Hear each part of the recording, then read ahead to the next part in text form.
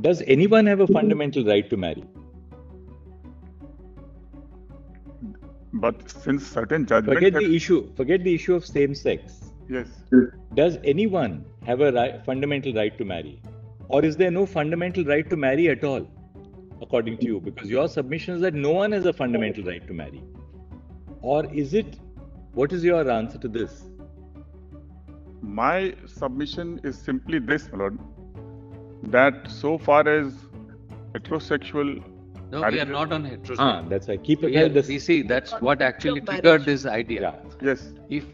Does any citizen of this country for whom this court and our society and our polity has placed the individual at that highest pinnacle, and we have gone ahead and carved out, or rather discovered, so many rights: the right to personhood, the right of choice, the right of being left alone, the right of privacy, autonomy, which is at the core of personhood, and dignity above all. Dignity, which is part of our preambular promise. Yes. Now, with all this, what is the question?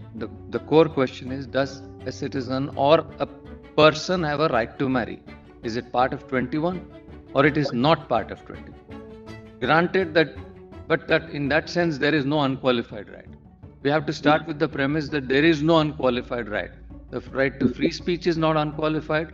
The right to association is not unqualified. Personal liberties are not unqualified. Right to life itself is not right qualified. To life is not Can unqualified. be taken away on Therefore, we don't start with there is no unqualified right. There is no absolute right. If we start with that premise, what is the right? Does the right to life have that concomitant of the right to marry? So do not start the debate with whether same-sex people have the right to marry. Rather, what is the right to marry? Is there a right to marry?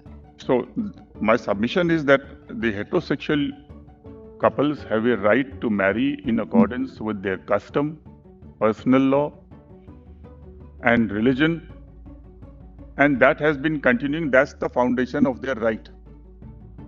Now that right has been... So, but therefore you concede the fact that therefore there is a right to marry under the Constitution, but that right to marry is confined only to heterosexual persons, according to you?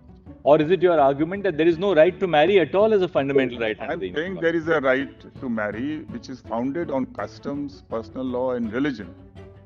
The enactments... In that case, taking the same argument further. Yes. Custom, culture, religion. Rewind 50 years ago, intercaste marriages were not permitted. Even go back further, Sapinda marriages were not permitted. Right? Interfaith marriages were unheard of. Yes. Right? So all this, the content of the marriage has changed. Therefore, what was that fundamental right to marriage in 1954? So these changes therefore have been brought about by legislation, and legislature can certainly alter the customs, and now the ghost of Chandrachud has been... Keeping aside for a moment the legislative aspect, as you said, it's the culture, it's the customs that has brought about this whole matrimonial setup. Keeping that legislation aside, would you say that you're referring to the relevant articles of the Constitution?